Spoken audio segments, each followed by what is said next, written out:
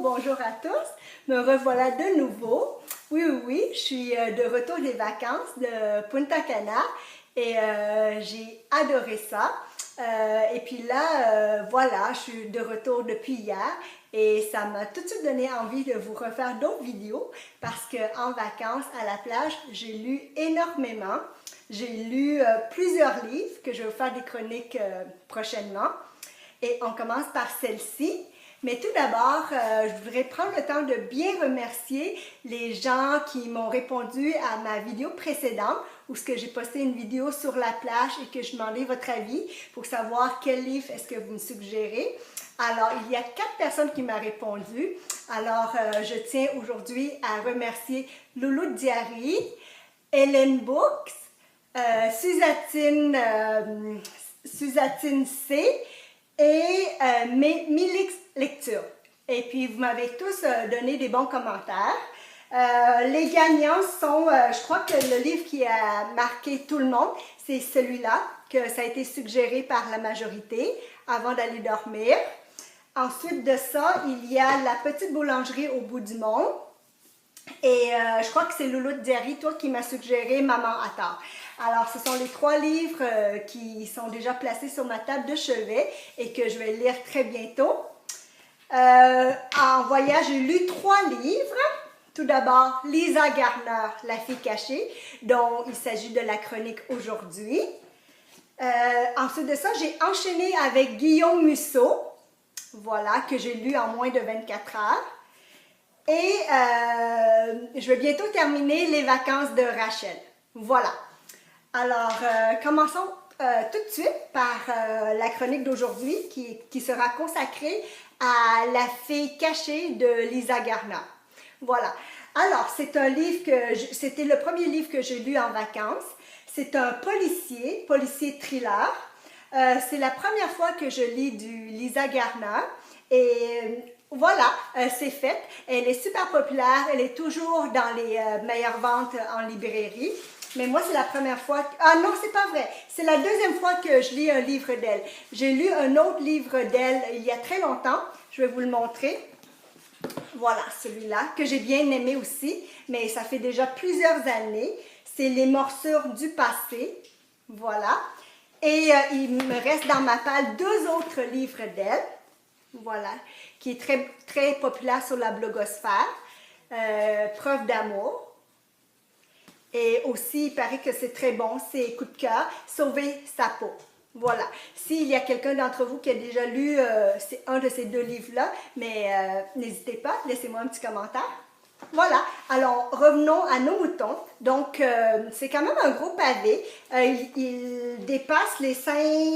Non, il fait environ 500 pages. Je l'ai lu en, je crois, 3 jours. Je l'ai lu très rapidement. C'est un très bon livre. J'ai beaucoup aimé. Je mettrai peut-être une note de 16 sur 20. Voilà.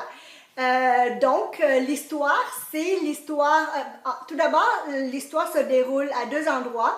Au Texas, dans un premier temps, et ensuite de ça, à Boston. Donc, c'est aux États-Unis, car je crois que Lisa Garner, c'est une Américaine. Voilà. Donc, l'histoire commence. Il y a un meurtrier, un pédophile, qui a tué, il est accusé des meurtres de plusieurs enfants. 6 enfants sont morts. Et puis, il doit subir la peine de mort en se faisant électrocuter sur la chaise électrique. Voilà. Alors, ce meurtrier-là a tué plusieurs enfants, dont une des filles qui avait 4 ans à l'époque.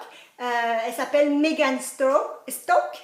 Et il se trouve que c'est la fille d'un très renommé médecin, chirurgien, cardiologue. Voilà, Harper Stoke. Alors, voilà. Et puis, donc, au début du livre, il y a la femme de Harper Stoke, Patricia, qui est son fils, Brian. Donc, au moment le meurtre, je crois qu'il se passe il y a à peu près 25 ans, vers les années 70. La petite Megan avait 4 ans, 4 ou 5 ans, je crois que c'est 4 ans. Et l'exécution se fait environ 5 ans plus tard. Donc, c'est ça. Alors, on commence. Donc, le meurtrier est mort.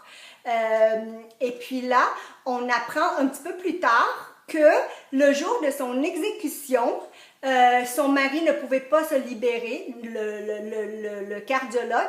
Il est à l'hôpital et pour une raison qu'on ignore, il y a une petite fille qui aboutisse tout seule dans l'hôpital, une petite fillette d'environ 10 ans qui se trouve là, qui est en état de crise. Donc les médecins, les urgentologues ont réussi à la sauver. Et puis, personne n'est venu la réclamer. Elle est comme un peu abandonnée là. Et les travailleurs sociaux l'ont mis dans un orphelinat. Et quelques mois plus tard, la famille Stoke, la famille de ce médecin-là, a décidé de l'adopter. Et ils l'ont nommée Mélanie Stoke, qui devient un peu le personnage principal de ce livre. Et là, on est comme, on revient à 25 ans plus tard, dont Mélanie est à environ, dans la vingtaine, environ 25 ans. Elle travaille, elle a un travail, mais elle fait aussi beaucoup de bénévolat pour la Croix-Rouge. Et elle organise une soirée pour recueillir du sang pour la Croix-Rouge. Et lors de cette soirée-là, il y a un journaliste, un très curieux journaliste qui est responsable depuis le début sur toute cette affaire du meurtrier. Le meurtrier, je crois que j'ai oublié de vous nommer le nom, il s'appelle Russell Lee Holmes. Donc, le journaliste, lui, il a toujours enquêté, il a couvert toute cette histoire depuis le début, donc depuis à peu près 25 ans. Et un beau soir, il reçoit l'appel inconnu disant que Mélanie Stoke est en réalité la fille du meurtrier Russell Holmes. Alors, est-ce que vous comprenez bien la situation? On est actuellement, donc la famille Stoke, la famille dans laquelle Mélanie a été adoptée. Mélanie est la fille de la personne qui a tué l'enfant de la famille Stoke. Donc, Mélanie est en fait la fille biologique du meurtrier qui a tué Megan environ plusieurs années plus tôt. Voilà. Alors, elle, le journaliste, débarque dans cette soirée et annonce à Mélanie qui était son père biologique. Alors, c'est là que commence tout le déroulement de l'intrigue. Alors, c'est sûr qu'elle, au début, elle n'y croyait pas. Elle est bouleversée et elle décide elle-même de mener une enquête. Alors, dont les personnages principaux, il y a le meurtrier, il y a Mélanie, sa mère Patricia, son père Harper, son frère Brian et quelques personnages secondaires qui sont assez présents dans l'histoire. Il y a aussi son parrain, Monsieur O'Donnell, sa patronne de la Croix-Rouge, Anne-Marguerite, un autre collègue de son père qui travaille à l'hôpital, William. Alors, il y a une panoplie de gens, de personnages dans ce récit et c'est ça, c'est que dans le fond, on essaie de trouver la vérité. Qu'est-ce qui s'est passé? Est-ce que Mélanie est la vraie fille de ce meurtrier? Est-ce que le meurtrier qui est accusé du meurtre de Megan, est-ce qu'il l'a réellement tué? Pour quelle raison il l'a tué? Alors, c'est un peu tout ça, l'intrigue. C'est une bonne intrigue. C'est assez haletant. J'ai lu très rapidement.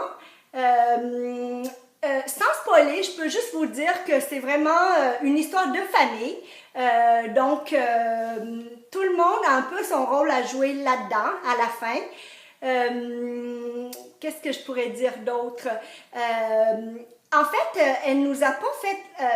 Lisa ne nous a pas fait patienter trop longtemps parce que environ vers la moitié du livre, vers la page 250, elle commence vraiment à nous donner des indices précis sur qu'est-ce qui pourrait arriver. Alors la fin, en fait, j'ai quand même pu deviner plusieurs choses. Il n'y a pas juste un revirement de situation, il y a plusieurs rebondissements, certains que j'ai réussi à démystifier, d'autres que j'ai pas vu venir. Alors, c'est quand même un excellent livre, haletant. Voilà, alors c'est un peu tout ce que je peux vous dire sur ce livre. Alors, je vous le recommande quand même assez chaudement. Allez-y. Voilà, j'espère que la vidéo vous a plu. Et n'hésitez pas à me laisser toujours des commentaires et ça me fera toujours plaisir de vous répondre. Ciao, bye bye!